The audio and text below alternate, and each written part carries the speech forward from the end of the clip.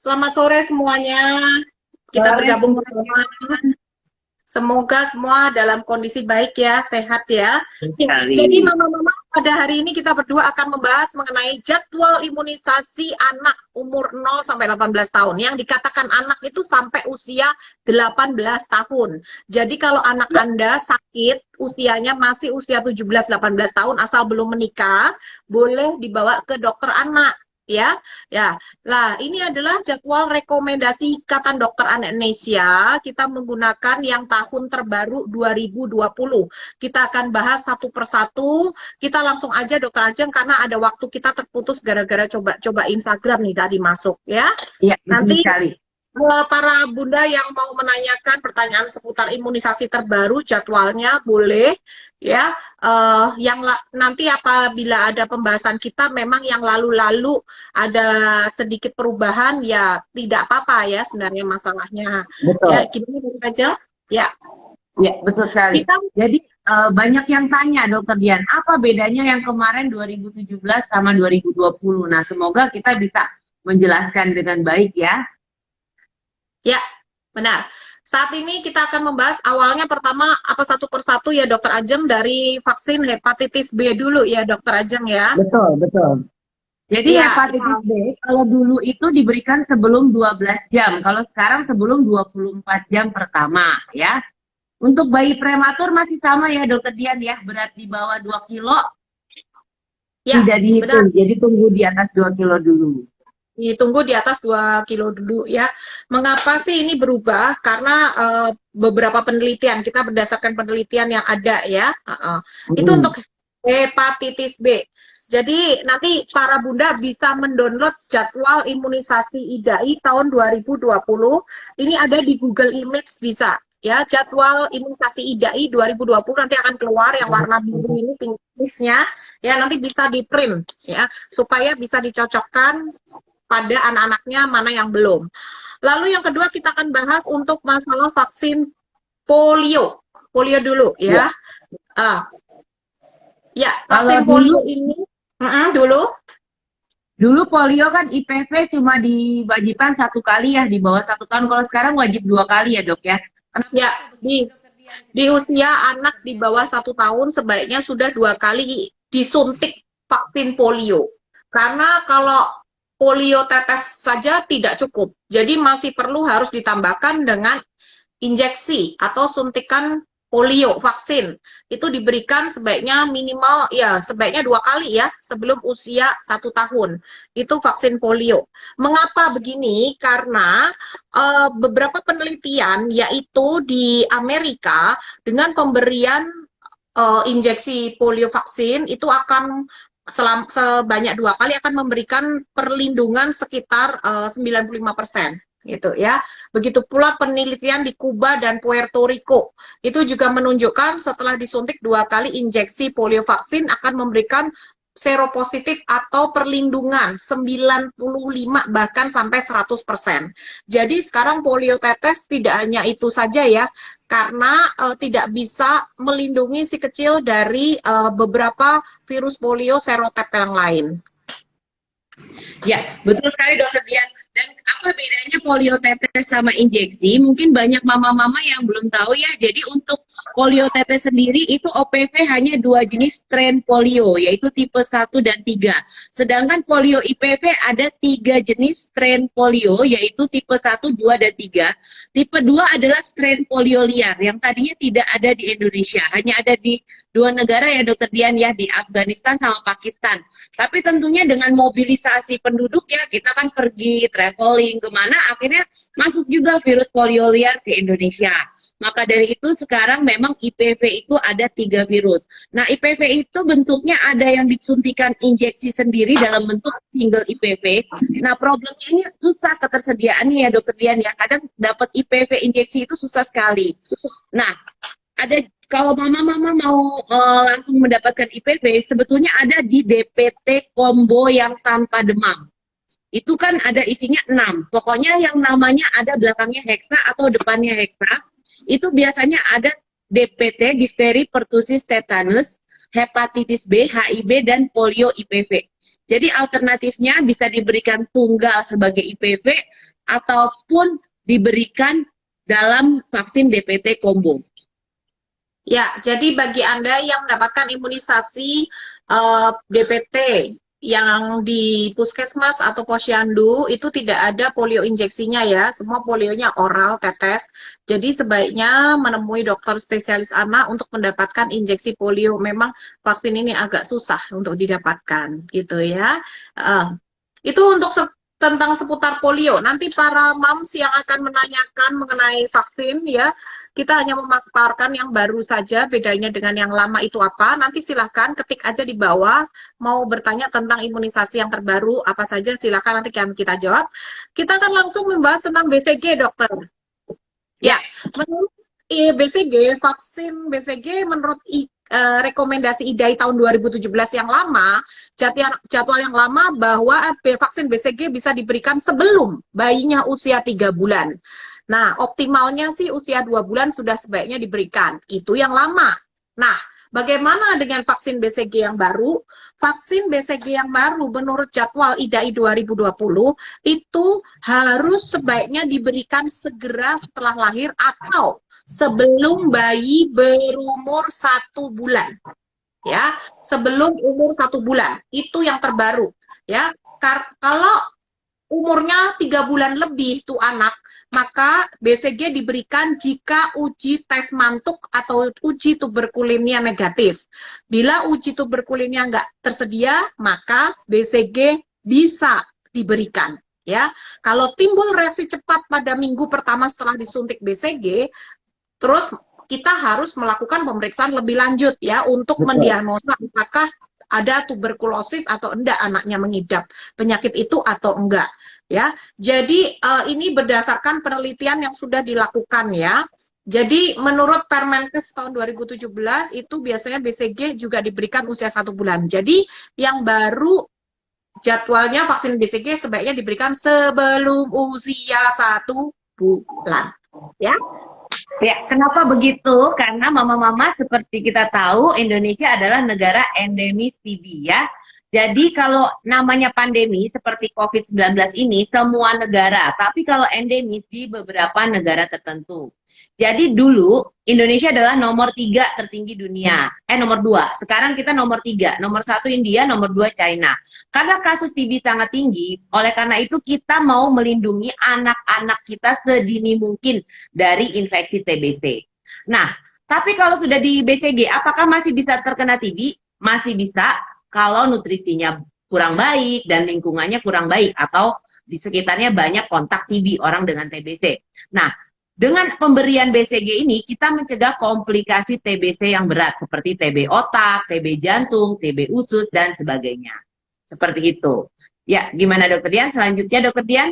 Ya, benar. Sekarang kita akan tahap menjelaskan mengenai vaksin DPT. Ya, DPT tapi biasanya akan bergabung dengan vaksin-vaksin yang lain karena DPT yang tunggal sendiri pun tidak ada ya.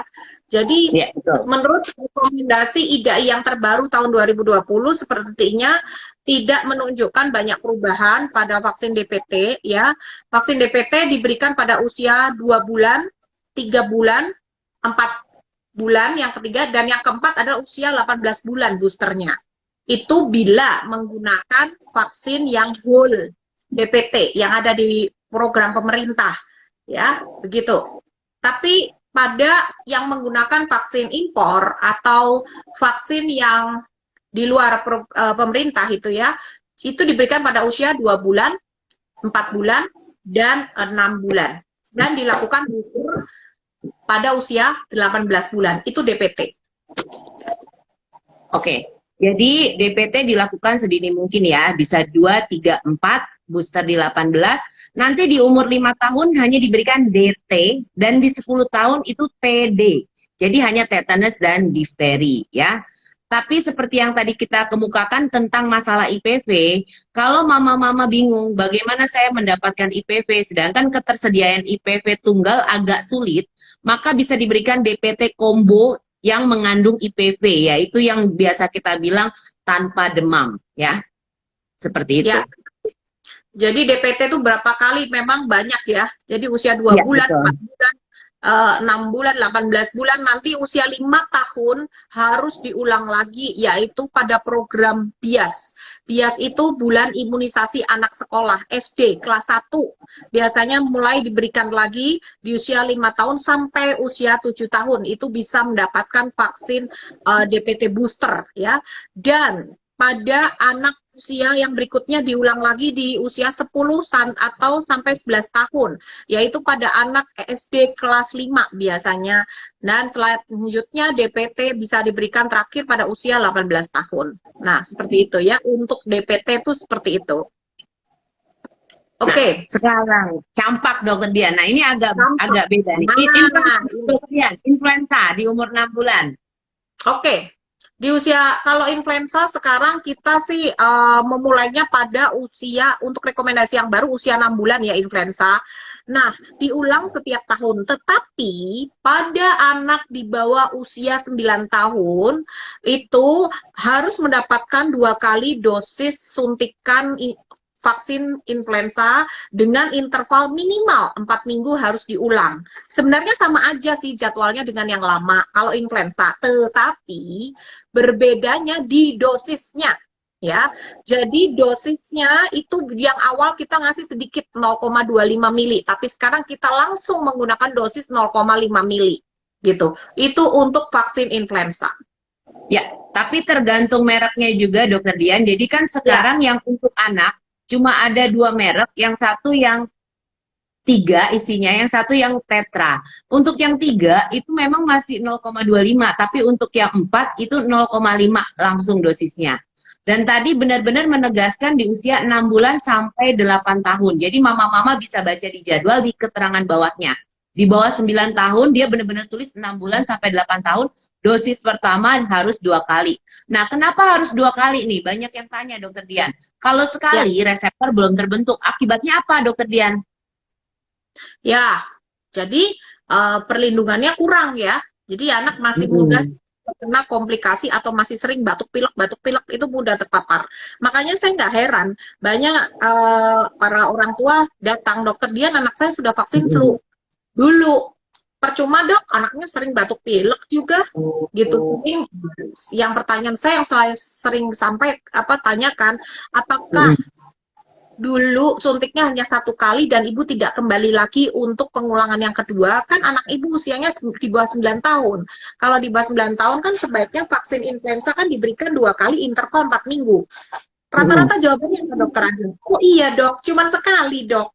Betul. Nah, sudah sekali terus nggak diulang lagi, nggak datang lagi, ya jelas aja pemaparan atau penangkapan reseptornya itu kurang kuat.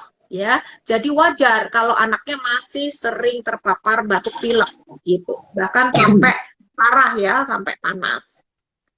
Dan kenapa harus diulang setiap tahun? Karena virus influenza itu sangat bermutasi. Oleh karena itu setiap tahun selalu diperbarui jenis vaksin yang baru, lalu diperbarui lagi. Oleh karena itu setiap tahun harus diulang. Ya, benar sekali. Dan vaksin ini sebenarnya vaksin favorit juga ya. Karena kita sendiri juga merasakan memang baik ya. Dan di masa pandemi COVID-19 seperti ini, rekomendasi WHO menyarankan sambil menunggu vaksin COVID untuk anak-anak itu ada, sebaiknya anak-anak diberikanlah vaksin influenza ini. Gitu. Betul. Ya, untuk mencegah komplikasi atau double infection dari COVID-19. Sangat penting sekali. Gitu. Nah, ini yang sedikit beda, Dokter Dian. Ini banyak mama-mama yang tanya. Di 9 bulan, di jadwal yang lama itu campak, 15 bulan MMR, lalu diulang lagi 18 bulan campak, lalu Japanese encephalitis itu warnanya masih pink, alias hanya di daerah endemis dan di umur 1 tahun.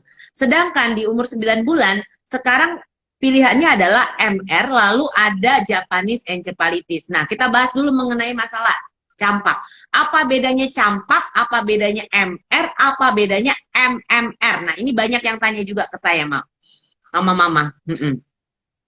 Ya, campak itu biasanya kan waktu rekomendasi yang lama itu diberikan pada bayi usia 9 bulan. Tapi sekarang tidak disarankan campak saja. Sebaiknya diberikan juga MR, yaitu campak measles itu campak. Orang Jawa bilangnya gabak, ya. Dan ditambah dengan rubella, campak Jerman, rubella. Jadi itu sebaiknya diberikan di usia 9 bulan, bukan campak tunggal lagi. Nah, nanti setelah itu di usia 15 bulan, baru kita berikan ulangan campak rubella ditambah vaksin gondong. Gondong, ya. Gondong tuh measles. Makanya MMR tuh measles, mumps, measles, rubella. Gondong, campak, dan rubella. Nah, seperti itu, ya. Jadi, diberikan pada usia 15 atau 18 bulan. Gitu. Nah, kalau misalnya dia tidak diberikan di umur 9 bulan, maka di umur 1 tahun bisa langsung diberikan MMR. Jadi MMR bisa diberikan di usia 1 tahun. Nah, itu keterangannya di jadwal 2020. Lalu nanti pengulangannya di 18 bulan. Lalu kapan harus diulang lagi? Jangan lupa, ingat, program imunisasi anak sekolah. Umur 5 tahun harus diulang. Ya, 5-7 tahun pada program bulan imunisasi anak sekolah, SD kelas 1 bisa mendapatkan vaksin MR atau MMR, ya. Ya. Nah, ini banyak yang nanya lagi untuk campak ya, berarti udah jelas ya mama-mama ya. Nah, sekarang problemnya JE, Dok. Nah, ini kita kemarin sudah bahas secara lengkap Japanese encephalitis. Jadi penyakit radang otak yang penyebabnya gigitan nyamuk kuleks. Ya, benar sekali. Jadi Japanese encephalitis sudah kita bahas lengkapnya, bisa dilihat di YouTube kelas Gudang Ilmu. Tolong di-subscribe ya, Mams ya. Lihat YouTube-nya kelas Gudang Ilmu, di-subscribe, lihat pembahasan kita tentang vaksin Japanese encephalitis. Di situ sudah dijelaskan semua. Nah, menurut rekomendasi jadwal terbaru, dulu waktu jadwal tahun 2017, vaksin Japanese encephalitis ini dimulai pada usia 12 bulan. Pada daerah endemis atau kita yang sering datang ke daerah endemis, ya, maka diberikan pada usia 12 bulan. Itu yang lama. Bagaimana dengan yang baru? Vaksin Japan encephalitis atau radang otak diberikan tidak lagi di usia 12 bulan, tetapi di usia 9 bulan pada orang yang anak yang tinggal di daerah endemis. Endemis itu daerah yang memang banyak kejadiannya di situ ya. Itu atau kita yang sering ke daerah endemis Japan encephalitis. Anda tahu di mana daerah itu? Yaitu Jakarta, Padang, Kalimantan Barat, Sulawesi, Nusa Tenggara Timur, Nusa Tenggara Barat, ya. Sekarang mulai nih rata-rata di 14 provinsi di Indonesia. Anda bisa lihat di Google, ya, di Google itu lihat aja peta distribusi Japan encephalitis di Indonesia. Petanya dulu warnanya pink, sekarang merah, gitu. Jadi sekarang vaksin ini disarankan bukan 12 bulan lagi usia, 9 bulan. Anak-anak sebaiknya sudah mulai diberikan vaksin radang otak atau Japan encephalitis ini, karena kita negara kita ini masuk daerah endemis. Turis-turis aja yang mau ke sini semua udah vaksin dulu di negaranya sebelum masuk Indonesia, ya. Nah, perlindungan vaksin ini ya, kita harus melakukan vaksin pengulangan atau suntiknya diulang lagi 1-2 tahun berikutnya setelah suntik yang pertama. Gitu. Jadi nyuntiknya berapa kali aja? 2 kali aja seumur hidup. Tapi jeda intervalnya 1-2 tahun kemudian setelah suntikan yang pertama, ya. Oke. Nah, ini ada pertanyaan Dokter Dian. Kalau 24 bulan boleh tidak vaksin influenza berbarengan sama JE? Jawabannya adalah boleh. Boleh. Ya, lebih baik terlambat daripada tidak vaksin sama sekali. Kalau kita prinsipnya gitu aja. Aduh dokter, saya baru dengar penjelasan Dokter Dian tentang Japanese encephalitis. Saya pengen nih vaksin, tapi anak saya udah umur 3 tahun contohnya. Nggak apa-apa. Karena kan selama 0-3 tahun dia belum kena Japanese encephalitis. Sekarang Anda minta ya lebih baik, karena kita nggak tahu ke depannya dia mudah terkena atau enggak, who knows gitu loh. Jadi dan kalau kejar imunisasi jangan lupa konsultasi ke dokter spesialis anak. Jadi dokter spesialis anak akan mengarahkan untuk penjadwalannya seperti apa, lalu direview semua imunisasi yang sudah diberikan, lalu akan dijadwalkan kembali imunisasi kejar. Apa yang belum, itu akan dilakukan suntikan imunisasi. Jadi sekarang mama-mama tahu ya, di 2017 warnanya masih pink, hanya daerah endemis. Tahun 2019 keluar peta penyebaran Japanese encephalitis di Indonesia. Yang mengeluarkan peta adalah CDC, Center Disease Center dari Amerika, tahun 2019.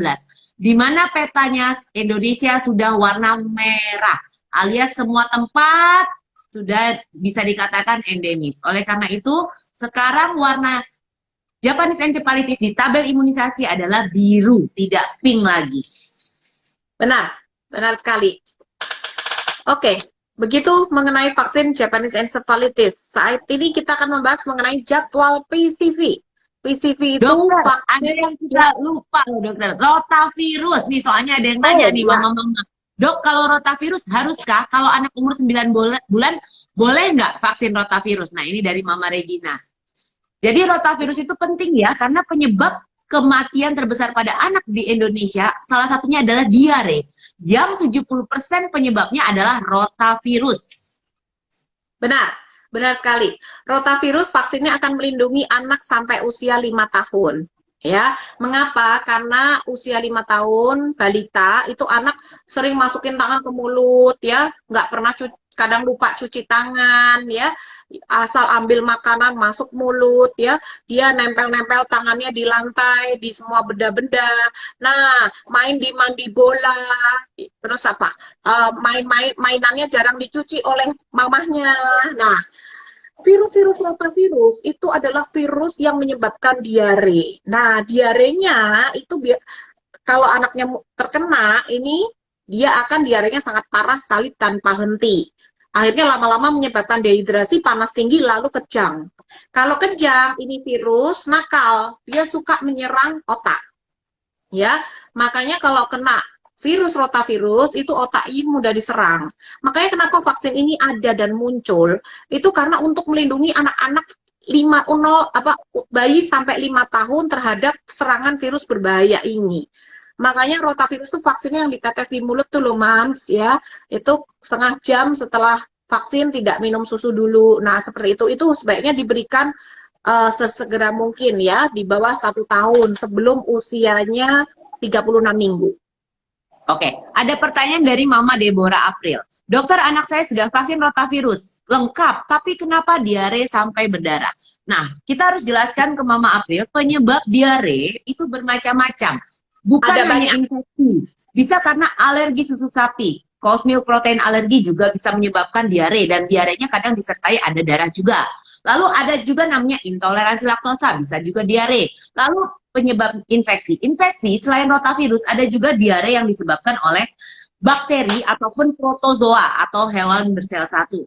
Paling sering penyebab diare berdarah adalah Shigella dysentery, yaitu disentri. Nah, di situ kalau orang Jawa bilang pantatnya sampai ledes ya Dokter Dian. Udah gitu mencret itu moncor bisa 10 kali, bahkan lebih dari 10 kali dan benar-benar cair disertai darah.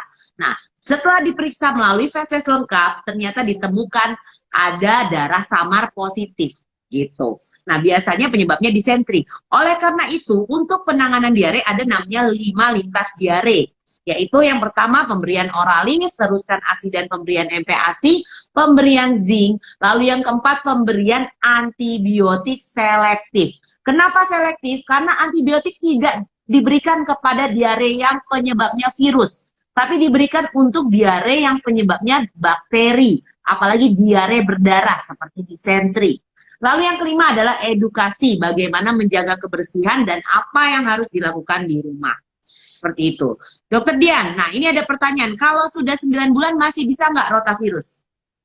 Iya, 9 bulan masih bisakah? Sampai detik ini belum ada penelitian yang mengatakan dari segi efektivitas keamanannya untuk bayi 9 bulan mendapatkan rotavirus, belum ada penelitiannya, jadi kita belum bisa memberikan. Iya. Oke, ada pertanyaan dari Papa Kenso Wijaya. Rotavirus kalau cuma 2 kali suntik nggak apa-apa kah dok? Atau harus sesuai IDE? Aturan IDE berapa kali kasih rotavirus? Pertama kita luruskan, rotavirus tidak disuntikkan, tapi diteteskan lewat mulut. Pemberiannya per oral atau lewat mulut ditetes. Ada jenis vaksin monovalen hanya diberikan 2 kali. Lalu ada jenis pentavalen diberikan sebanyak 3 kali. Jarak antar pemberian adalah 1 bulan. Untuk monovalen sebelum usia 24 minggu atau 6 bulan harus sudah selesai semuanya. Kalau yang bentuk pentavalen yang 3 kali pemberian, batasannya adalah 32 minggu. Jadi di 8 bulan harus sudah selesai. Jadi seperti itu. Jadi, rekomendasi dari ya, tergantung merek ya Papa Kenso ya. Anda menggunakan merek apa? Ada yang merek hanya 2 kali pemberian, ada yang merek 3 kali pemberian. Di Indonesia hanya baru ada 2 merek ini. 2. Gitu. Oke, jadi rotavirus sudah pada jelas ya mama-mama ya. Nah ini tadi masih ada yang tanya tentang polio. Kalau vaksin polio baru 1 kali, apakah bisa vaksin polio untuk usia 2 tahun dan 3 tahun? Ibu Eva Yanti perlu kita tekankan bahwa pemberian polio biasanya selalu diberikan combo. Jadi dosis pertama pada saat kontrol pertama atau pada saat lahir 1 kali oral, lalu selanjutnya diberikan berbarengan dengan DPT combo. Pertanyaannya adalah ada DPT combo yang polionya terpisah, yaitu jenisnya penta, 5 jenis. Penta itu hanya difteri, pertusis, tetanus, hepatitis B, HIV. Oleh karena itu polionya terpisah. Yang paling sering diberikan bentuknya OPV atau polio oral. Karena yang saya bilang tadi, ketersediaan IPV itu agak sulit dicari, ya. Lalu ada bentuk juga yang 6, heksa. Mereknya apapun, tapi harus ada tulisan heksa. Itu ada difteri, pertusis, tetanus, hepatitis B, HIV, dan polio IPV. Jadi sekali lagi, oleh karena itu pada saat datang ke dokter anak, biasanya dokter anak akan menjelaskan apa vaksin yang diberikan, isinya apa, cara pemberiannya apa, efek sampingnya bagaimana. Kalau mama-mama belum ngikutin, bisa lihat di Instagram Kelas Gudang Ilmu atau di YouTube, kita akan bahas 1 per 1 mengenai imunisasi lebih detail. Jangan lupa subscribe YouTube-nya Kelas Gudang Ilmu. Saya ulangi lagi, YouTube-nya Kelas Gudang Ilmu. Di-subscribe, karena semua pembahasan Instagram Live kita, semua tentang vaksin sudah kita simpan di sana ya, Mams ya. Ya, jangan lupa bunyikan loncengnya, kasih like dan komen. Ya, betul. Ya. Sekarang, nah ini ada lagi pertanyaan soal IPV dari Mama Yohana. Kalau imunisasi di posyandu, apakah ada IPV-nya? Jika tidak ada, apakah bisa didapat dan diberikan di usia anak 28 bulan? Nah, sekali lagi, saya bilang IPV itu seharusnya idealnya ada. Tapi pada kenyataannya memang agak sulit mendapatkan vaksin IPV karena ketersediaannya itu kadang tidak tersedia. Harusnya nanti yang DPT dari pemerintah itu ada combo dengan IPV. Tapi karena sekarang semua orang fokus ke vaksin COVID, jadi mengenai rencana heksa itu sampai sekarang belum terwujud ya. Dokter Dian ya, seperti itu. Benar sekali, iya. Jadi harus menunggu. IPV tidak ada ya, IPV itu injeksi polio vaksin. Vaksin polio yang disuntik, tidak ada di posyandu, nggak ada di puskesmas. Jadi sebaiknya cari di dokter anak. Ya Bu ya. Oke, Dokter Ajeng kita bahas tentang PCV. PCV, penting sekali nih.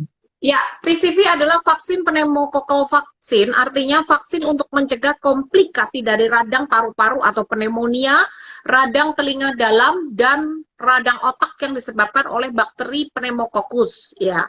Nah, pada IDAI tahun 2017, jadwal yang lama, itu PCV diberikan pada usia 7-12 bulan dengan interval 2 bulan. Nah, usia lebih dari 1 tahun diberikan 1 kali, nah boosternya pada usia lebih dari 1 tahun atau 2 bulan setelah dosis yang terakhir. Pada anak usia di atas 2 tahun gimana dok? PCV-nya diberikan cukup 1 kali, itu yang lama. Nah, bagaimana dengan IDAI 2020? Kita memakai pedoman pemberian PCV sebaiknya 4 kali. 4 kali suntikan vaksin pneumonia. Ya, yaitu pada usia jika belum pernah diberikan pada usia 7 atau 12 bulan, itu maka PCV harus diberikan 2 kali dengan interval 1 bulan ya. Nanti boosternya usia 12 bulan ya. Pokoknya minimal 2 bulan dari dosis sebelumnya. Kalau anak saya belum pernah diberikan pada umur 1 sampai 2 tahun, gimana dok? Sekarang pengen vaksin pneumonia nih. Anak saya babar belas belum pernah dapat. Maka masih bisa mendapatkan vaksin PCV 2 kali dengan jarak interval 2 bulan setelah suntikan yang pertama. Ya. Nah, kalau usia anak saya 2 sampai 5 tahun gimana dok? Saya belum pernah vaksin PCV anak saya. Umurnya sudah 2 sampai 5 tahun. Nah, menurut rekomendasi yang baru, vaksin pneumonia yang PCV 10, strainnya 10, itu bisa diberikan 2 kali. Jaraknya 2 bulan dengan suntikan yang pertama. Kalau PCV 13, itu cukup diberi 1 kali saja pada anak usia 2 sampai 5 tahun. Nah, itu adalah rekomendasi yang terbaru. Jadi agak berbeda dengan yang 2017. Sebaiknya diberikan sampai 4 kali sih sebaiknya pada anak di bawah 2 tahun. Oke, jadi perlu dijelaskan kepada mama-mama, sebetulnya ada berapa jenis sih dok vaksin PCV yang beredar di Indonesia? Di Indonesia sampai saat ini hanya ada 2 jenis vaksin PCV, yaitu PCV 10, yaitu yang melindungi terhadap 10 jenis kuman pneumonia, dan PCV 13, yang melindungi terhadap 13 kuman pneumonia. Untuk yang 23, itu tidak tersedia. Yang bentuk polisakarida yang untuk dewasa, PPD yang 23, PPD, yang 23, itu tidak tersedia di Indonesia ya.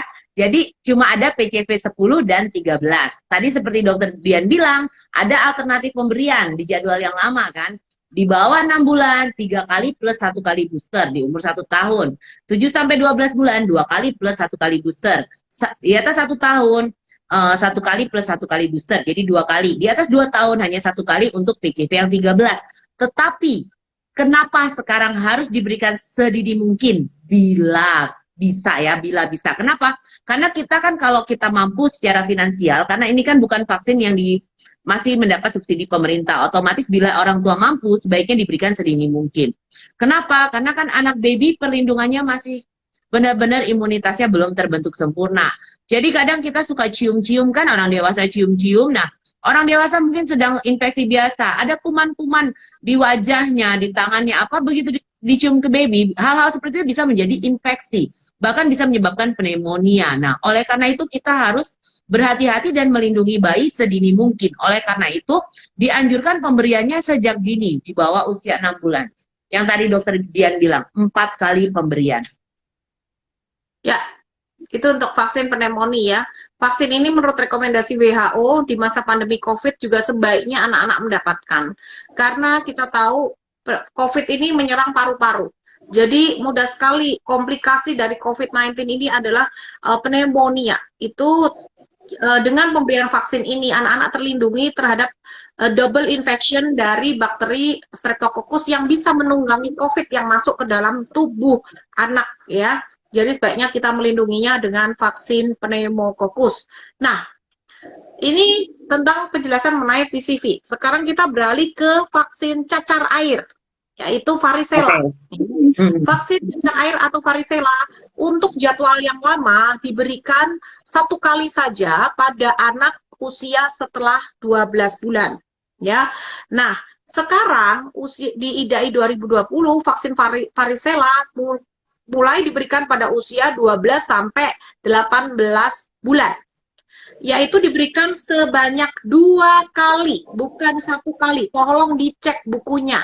Yang vaksin cacar air atau varicellanya hanya 1 kali, segera minta lagi ke dokternya untuk disuntik lagi yang kedua kali. Karena yang rekomendasi terbaru, vaksin cacar air atau varicella diberikan 2 dosis. Yaitu intervalnya dari suntikan pertama dengan yang kedua sebaiknya sekitar 6 minggu sampai 3 bulan kemudian.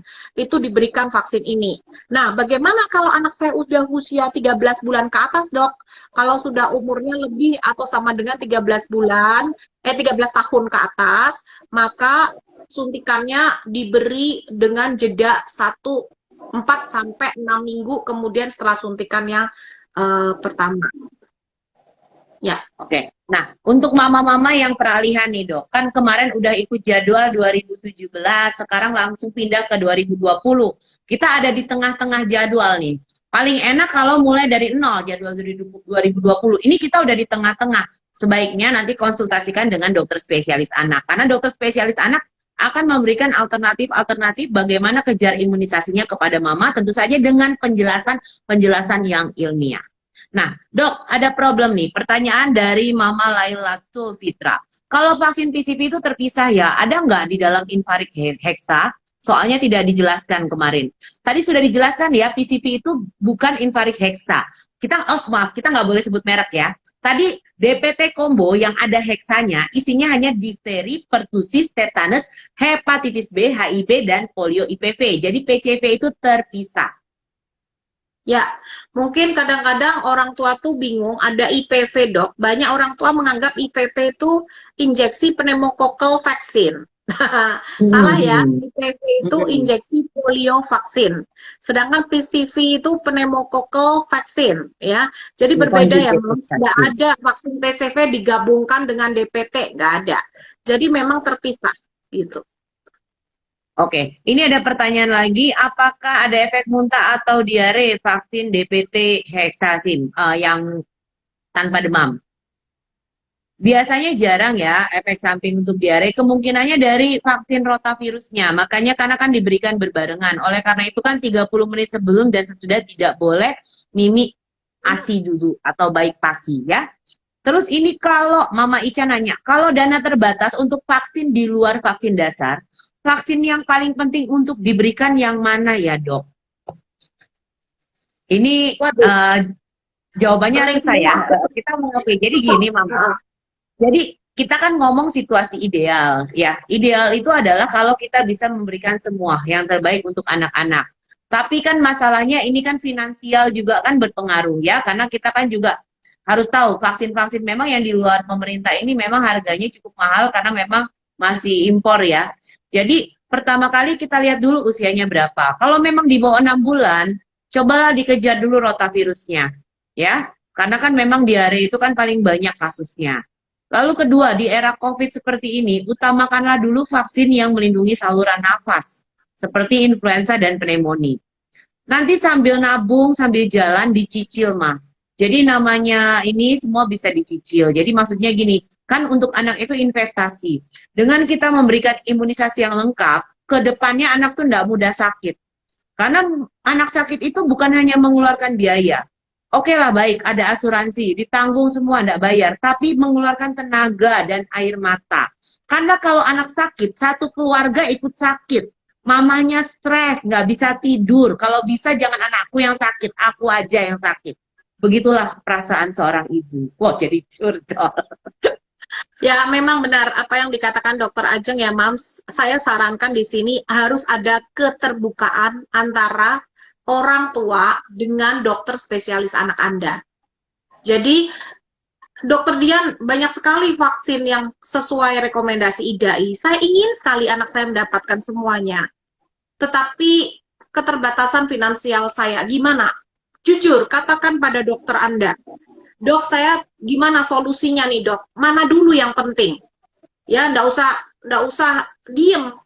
Katakan, kan kita nggak tahu sebagai dokter anak Anda itu mampu atau tidak finansialnya. Kita kurang tahu, tapi setelahnya kita akan beri solusi. Oke Bu, mungkin usia anak Anda sekarang segini.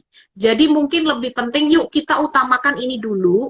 Nanti kita atur, begitu Anda dana lagi, kita atur, kita beri yang ini. Semua ada solusi. Jadi tidak usah terlalu kaku, harus on time sesuai jadwal ini. Enggak. Ya, nah kalau bagi yang keterbatasan finansial kita nggak bisa maksain gitu. Tapi kita akan beri solusi. Makanya pentingnya keterbukaan antara dokter spesialis anak dengan orang tua. Begitu. Itu yang pertama. Yang kedua, para ibu yang saya hormati, imunisasi adalah investasi terbaik untuk anak-anak kita. Kita bekerja, rata-rata kan orang tua sekarang ayah bekerja, ibu bekerja. Ya, pendapatan ya rata-rata cukup lah. Sekarang kita harus sadar diri dulu, kita nih bekerja buat siapa sih sebenarnya? Apakah hanya untuk perut kita saja gitu loh.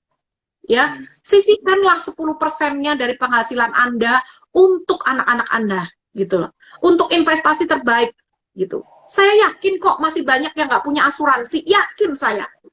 Karena setiap bayi yang saya temui, saya selalu mengatakan, udah punya nggak proteksi perlindungan? Belum, dok.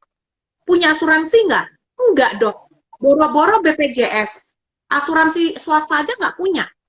Ya sudah, kalau nggak punya, berusahalah untuk memberikan vaksin yang lengkap untuk si kecil. Ya, kalau Anda nggak mampu, kita akan tawarkan vaksin yang harganya lebih murah, ada. Ya, nggak usah memaksakan harus impor yang mahal, enggak gitu. Lagian kalau misalnya anaknya harus mengalami efek samping vaksin demam, toh demamnya bukan demam karena infeksi, toh mams, gitu loh. Demamnya karena pembentukan antibodi sedang terjadi di dalam tubuh si kecil, sehingga dia demam. Nggak perlu Anda khawatirkan. Hanya modal kompres sama obat demam penurun panas aja sudah cukup. Dan tunggu aja, biasanya vaksinasi itu demamnya terjadi sekitar 1-2 hari. Ini Ya, menurut itu, setelah itu sudah nggak lagi. Jadi kenapa harus memaksakan harus yang mahal? Vaksin-vaksin misalnya, vaksin-vaksin dasar yang lain kayak DPT, polio, meningitis ya, campak, BCG kan bisa ke puskesmas bagi mereka yang finansialnya kurang. Puskesmas aja, nggak usah maksain harus ke dokter Dian, ke dokter Ajeng, enggak. Tetapi banyak sekali kayak vaksin rotavirus, iya, silakan Anda jangan maksain diri harus ke dokter anak, ke puskesmas, posyandu, ya. Nanti yang vaksin tambahan lain yang nggak ada di puskesmas, posyandu, baru Anda mencari kita sebagai dokter anak, gitu, ya, gitu. Masa sih itu aja juga nggak ada dananya gitu ya. Makanya menabung, yuk menabung. Sama komunikasikan dengan dokter spesialis anak Anda. Kita pasti kasih solusi kok, nggak memaksakan, kita nggak maksain ya. Gitu. Betul, Ya kan, betul dokter Dian. Jadi ada salah satu cara untuk mama-mama mungkin yang merasa, oh secara finansial saya kurang dok. Jadi ada beberapa mama untuk vaksin wajib, itu kan disubsidi pemerintah. Vaksin wajib itu seperti BCG, DPT yang biasa, yang penta, dengan polio oral, lalu ada campak, lalu itu bisa didapatkan di puskesmas atau posyandu. Itu secara gratis ya mama-mama ya, itu gratis. Jadi misalnya dengan seperti itu, ya. Jadi kalau seperti itu memang kita nggak bisa memaksakan ya, harus tetap ini. untuk vaksin tambahan bisa ke dokter anak, tapi dengan mengkomunikasikan. Jadi kita bisa atur jadwalnya seperti itu. Jadi jangan Ya. khawatir ya. Ya. Lanjut dokter Dian. Tadi varicella sudah kita bahas, Japanese encephalitis sudah kita bahas. Di umur 1 tahun ada lagi dokter Dian. Hepatitis A tadinya di jadwal 2017 diberikan usia 2 tahun. Tapi untuk usia 1 tahun sekarang dimajukan dokter Dian, hepatitis A. Ya, jadi hepatitis A itu sekarang sudah umur 1 tahun udah pada harus dapat vaksin hepatitis A, ibu-ibu. Dulu kan harus nunggu 2 tahun dulu ya. Sekarang yang terbaru jadwal tahun 2020 IGAI harus usia 1 tahun sudah mulai bisa diberikan ya. 18 bulan bisa ya. Hepatitis A 1 tahun 12 bulan ya. Gitu. Itu untuk hepatitis. Oke, tadi berarti kan sudah kita bahas tuh, kalau masalah yang tadi campak, rubella, MMR, itu sudah kita jelaskan tadi di awal ya. Sekarang kita lanjut lagi, imunisasi apa lagi dokter Dian? Berarti di usia 2 tahun ya dokter Dian? Tifus ada ya. tifoid. Nah. Ya, vaksin tifoid ini tidak ada perubahan, jadi tetap diberikan pada usia 2 tahun ya. Ini kalau tifus tetap ya, jadwalnya sama dengan jadwal yang lama, tidak ada perubahan yang signifikan. Oke. Lalu vaksin berikutnya yaitu HPV, vaksin kanker rahim ya.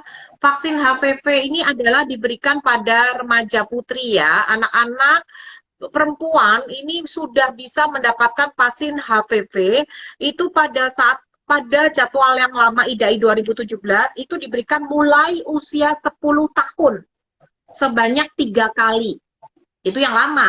Nah, Sekarang jadwal yang baru, vaksin HPV atau vaksin kanker rahim pada perempuan, itu menurut IDAI 2020 bisa diberikan pada usia 9 sampai 14 tahun dengan pemberiannya cukup 2 kali, jaraknya 6 sampai 15 bulan kemudian.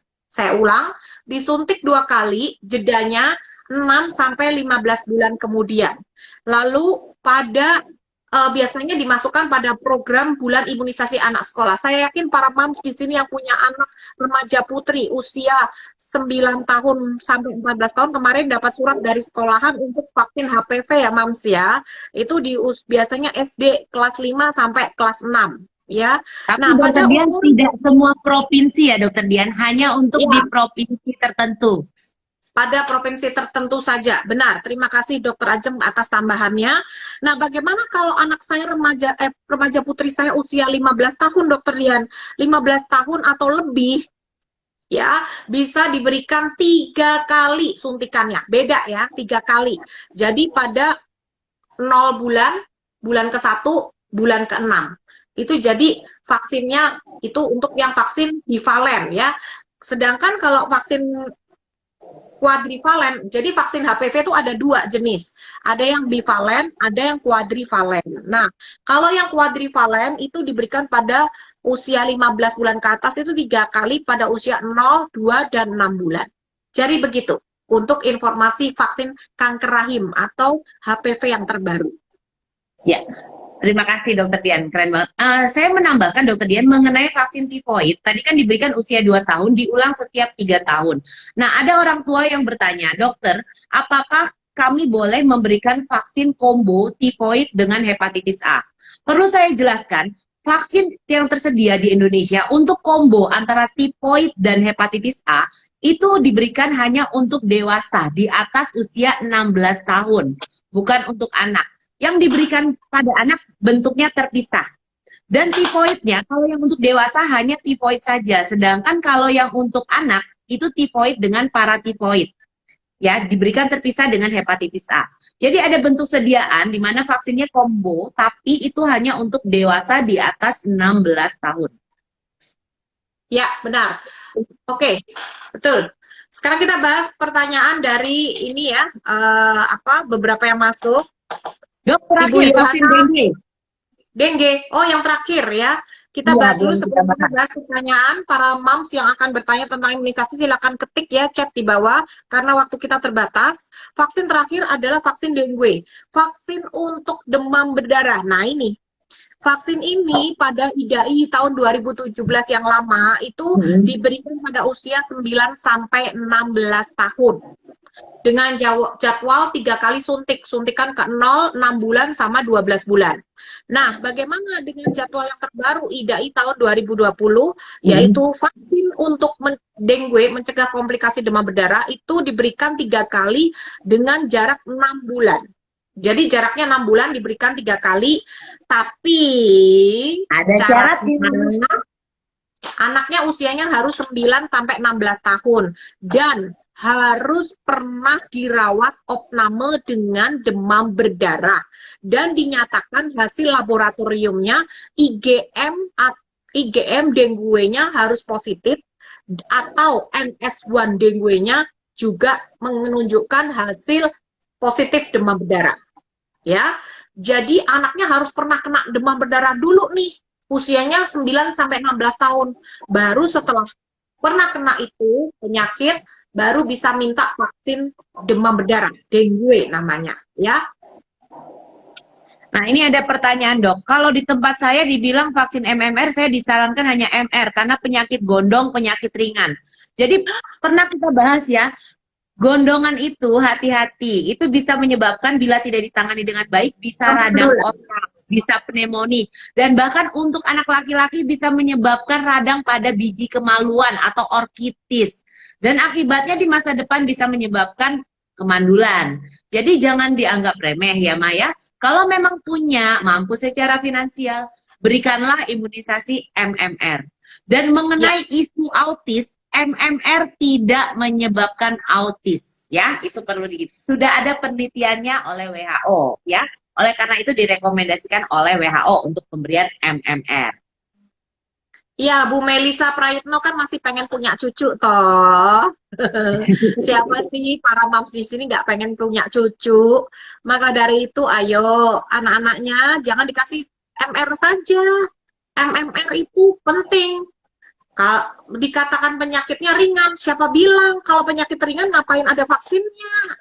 Gitu loh. Vaksin itu dibuat karena penyakit ini berbahaya.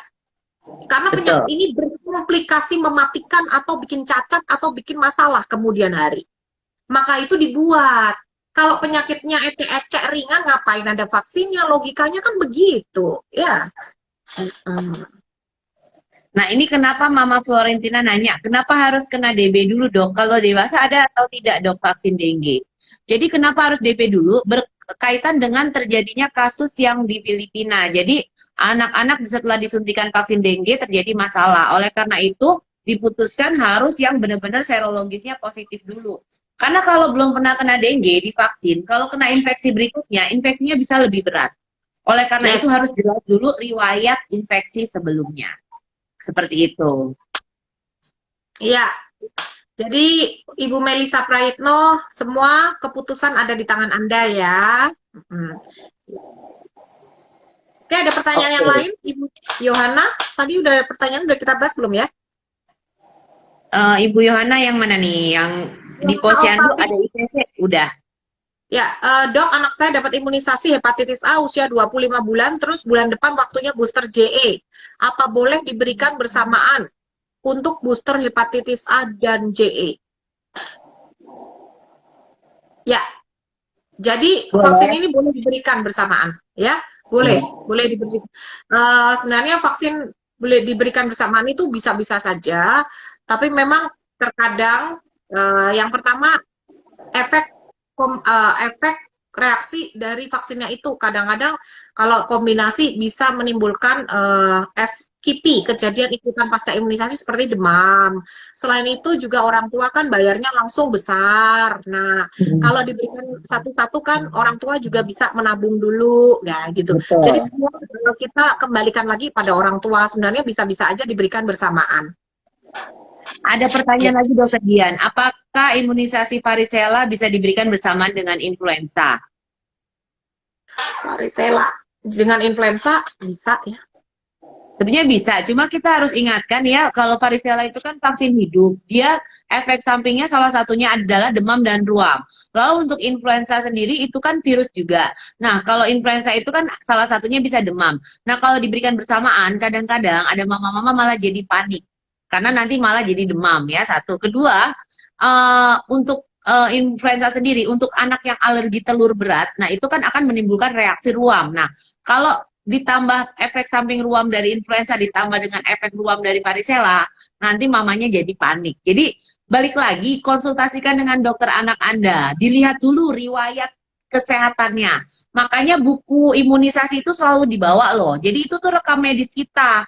Jadi mau kemanapun, mau pindah dokter, mau berobat ke puskesmas, mau ke posyandu, mau ke dokter anak, bukunya tetap satu, jangan diganti-ganti. Jadi imunisasinya dicatat di situ, apa yang sudah, lalu sakit apa sebelumnya. Jadi kita juga tidak bisa memberikan obat secara sembarangan. Jadi pengobatan semua rasional, gitu. Tidak langsung dibom apa. Kalau ada catatan kesehatannya, ya. Jadi penting catatan itu ya, mama-mama ya. Dan sekarang Ya, apalagi penting sudah ada sekali. perilaku. Ya, apalagi Primaku ya. Apalagi sekarang vaksin, jangan lupa setelah diinjeksi sama dokter anaknya, jangan lupa minta stikernya ya, Mams. Untuk ditempel itu penting juga, karena kemarin ada pasien saya mau berangkat sekolah pendidikan lanjutan di luar negeri, di Amerika, di Singapura, di luar negeri mereka minta buku vaksinasi anaknya lengkap, karena negara maju, mereka nggak mau kedatangan anak-anak yang punya riwayat kesehatan nggak baik. Track recordnya harus jelas. Jadi buku vaksinasinya kalau bisa ada stempelan stikernya. Vaksinnya itu tulisan jelasnya, berat badan, panjang badan, lingkar kepala, tanda tangan, dan cap dari dokter anaknya. Itu lebih bagus, lebih profesional ya, karena ini sangat mempengaruhi buat mereka yang orang tua yang ingin anaknya melanjutkan sekolah di luar negeri. Kemarin ada pasien saya bingung sekali karena vaksinnya tuh tulisannya nggak jelas gitu. Jadi oleh luar negeri dikembalikan untuk dibetulkan lagi. Oke, ini pertanyaan berikutnya dari Regina, Regina Horianto, Dok, tabelnya di-share sudah ya, ada di feed-nya Dokter Sudah. Ajeng Bisa di Instagramnya Instagram saya, Dok Ibu. Ajeng, Instagram Dokter Dian, Dian Pratama MD, dan juga di Instagramnya Kelas Gudang Ilmu. Mas Gudang Dokter Ilmu. Dian, waktu kita sudah hampir habis. Gimana Sudah kalau habis, ya. kita kuis nih? Kita nanya ke mama-mama ya. Oke, waktu kita udah habis, kuis ya. Oke. Ada 2 jenis rotavirus. Sebutkan. Yang satu titik-titik valen, yang satu titik-titik valen. Sebutkan 2 jenis vaksin rotavirus. Ya, kita akan mendapatkan hadiah dari sponsor kita pada sore hari ini, yaitu Mele Green Food. Ya, kita akan kirim ke alamat pemenang masing-masing. Segera dijawab ya, Mams, pertanyaan Dokter Ajeng. Ya, sambil saya lihat ada pertanyaan Mama Melisa, kalau vaksin 1 tahun ada 3, apa boleh digabung? Ya boleh-boleh saja, tapi masalahnya kan kadang disuntik 3 kali, bagaimana? Tega apa enggak? Kalau di Amerika kadang memang ke dokter anak, wah itu udah deh jawabannya. Mama Van Roos Zegur. Oke. Ya, itu pemenang pertamanya ya, monovalen dan pentavalen. Bukan merek ya, Mams ya, bukan merek ya, tapi jadi monovalen dan pentavalen, bukan mereknya ya, Mams ya, yang penting. Ya, pertanyaan kedua, Dokter Ajeng. Oke, pertanyaan kedua, tadi Dokter Dian udah ngomongin masalah vaksin varicella atau cacar. Nah, untuk vaksin varicella dulu kan diberikan sebanyak 1 kali. Sekarang diberikan sebanyak 2 kali. Untuk anak usia di bawah 13 tahun, berapa jarak antara pemberian vaksin varicella pertama dan kedua? Susah ya pertanyaannya. Berapa bulan? Jaraknya berapa bulan? Segera dijawab ya, Mams, untuk mendapatkan hadiah dari sponsor kami sore ini, yaitu Mele Green Food. Terima kasih Mele Green Food. Setiap Instagram kami selalu support terhadap kesehatan anak, ya, terhadap kesehatan. Follow Instagramnya Mele Green Food juga ya, Mams ya. Anda akan tahu banyak di sana tentang produk-produknya. Oke, berapa jarak antara varicella pertama dan kedua? Oh, masih salah ya, Mama Rizka ya, bukan 6 bulan. 6 minggu sampai 8 bulan salah. 3 bulan, Deborah April. 3 bulan, ya. Jadi benar ya, Deborah. Ibu Deborah April. Jadi tadi 6 minggu sampai 3 bulan. Jadi bukan 6 bulan ya. Jadi nggak apa-apa, Mama Deborah April menang ya. 6 minggu sampai 3 bulan. Oke, kami mengucapkan terima kasih banyak atas perhatian para moms di sini, ya. Saya percaya Anda adalah orang tua yang sangat peduli akan kesehatan anak, sehingga mau menyempatkan waktu mendengarkan ulasan kami berdua mengenai jadwal imunisasi anak umur 0 sampai 18 tahun sesuai rekomendasi Ikatan Dokter Anak Indonesia. Semoga ulasan kami pada sore hari ini sangat bermanfaat, bisa di-share, nanti bisa dilihat di YouTube kami, ya, Kelas Gudang Ilmu. Ulasannya bagi Anda yang mungkin terlambat join, bisa melihatnya di YouTube kami, gitu ya. Jangan lupa like and subscribe, nyalakan loncengnya juga, ya. Oke, saya Dokter Dian Mama. Ya, kalau tanggal 24 Januari minggu depan kita ada webinar tentang terlambat bicara atau speech delay. Nah, banyak mama-mama yang udah minta nih, tanya-tanya, Dok, anak saya 2 tahun kok baru bisa ngomong mama papa. Dok, kok anak saya nggak cerewet dibandingkan anak tetangga. Dok, kok anak saya baru bisa ini, belum bisa ini. Nah, buat mama-mama yang punya masalah keterlambatan bicara atau ingin belajar untuk tahu perkembangan bicara anak, umur segini harusnya bisa ngomong apa, lalu bagaimana cara menstimulasi atau cara melatihnya di rumah. Terus kalaupun sudah terlambat, bagaimana tekniknya? Apakah perlu terapi bicara atau masih bisa ditangani sendiri di rumah? Yuk gabung sama kita tanggal 24 Januari 2021 hari Minggu itu jam 3 nanti sampai jam 5 sore. Bisa daftar di Mbak Eci ya, Dokter Dian ya. Ya, kita menjelaskannya tidak ecek-ecek dan tidak kulitnya saja ya, Mams. Kita beda.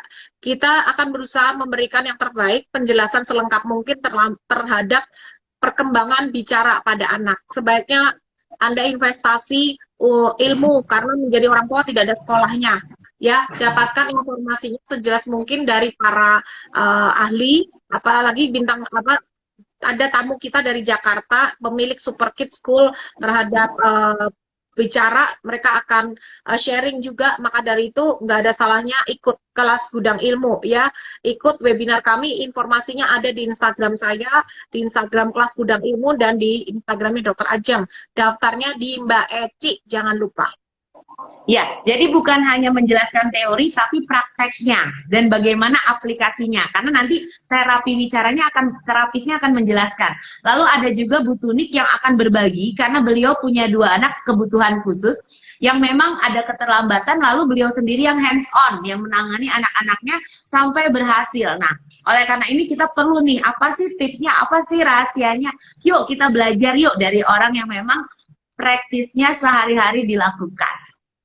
Ya, ya, jangan sampai anak Anda terlambat bicara. Kalau udah terlambat bicara, alamatnya ke dokter tumbuh kembang. Aduh, waktunya nanti akan lebih lama lagi untuk stimulasi ya. Oke, sampai jumpa hari Minggu depan di webinar via Zoom. Tidak ada IG Live ya, tapi webinar via Zoom. Kita akan memberikan yang terbaik bagi Anda yang sudah mendaftar ya.